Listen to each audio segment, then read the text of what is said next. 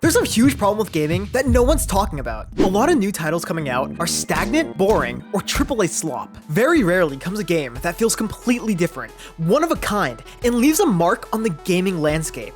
Mewgenics is one of those games. It's created by Ed McMillan and Tyler Glael, who are known for their tiny little indie game, The Binding of Isaac.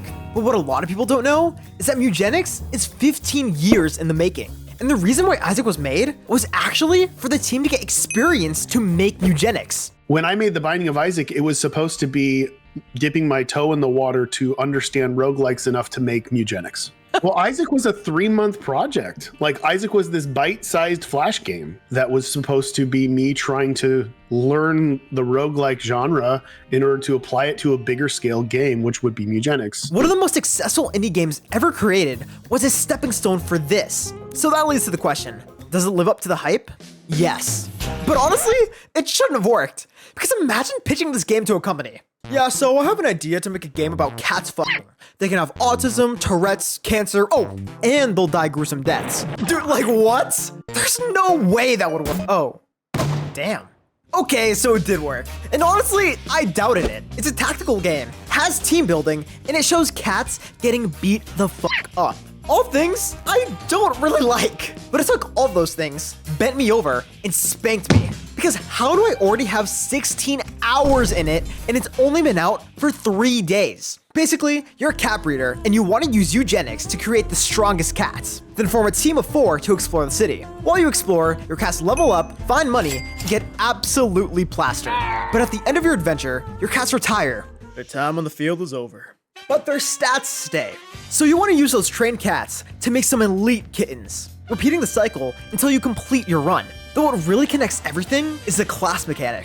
You can equip a collar on each cat to make them a fighter, hunter, cleric, all those classes from classic fantasy games. Say that 5 times fast. Your cats get different skills based on what class they're in. My personal favorite is a cleric, because it's a mix between support and offense. Mewgenics is as much an RPG as it is a cat sim. But if I can summarize it in 2 minutes, how did it possibly take 15 years to develop? Well, Mewgenics started as a dream project. The team had Mewgenics in mind all the way back in 2012, because that's when they released the theme song and trailer.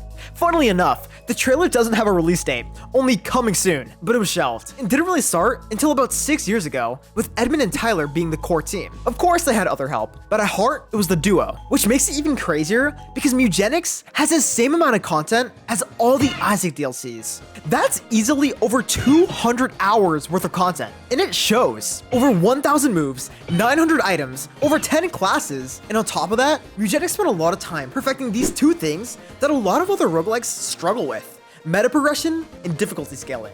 Meta progression is the permanent upgrades or unlocks you get as you play a game. Think of the mirror in Hades, unlocking different characters in Isaac or Risk of Rain 2, or new cards in Slay the Spire, which is paired hand in hand with difficulty scaling. Because when a roguelike gives you too many unlocks and upgrades, it's hard to find it challenging anymore. On the same note, as you play, you're obviously gonna get better. Things that would have been surprising before become downright boring. But there is so much content in Mewgenics that it's hard to say that. The game is cut into 3 acts, 3 completely different paths with up to 5 locations in each adventure. So after all this development, on February 10th, Mewgenics finally released. Then in only 3 hours, it made $1.4 million. But I've seen a lot of comments saying something along the lines of, "This is made by Ed McMillan. He could release anything and people would eat it up." But I couldn't disagree more. The marketing behind Mewgenics has been nothing short of amazing.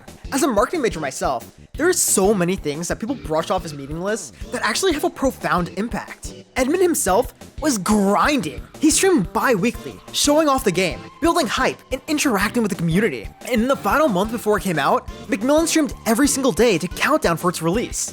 But I don't even think that's the main reason why it blew up. The secret sauce was the amount of collabs he did.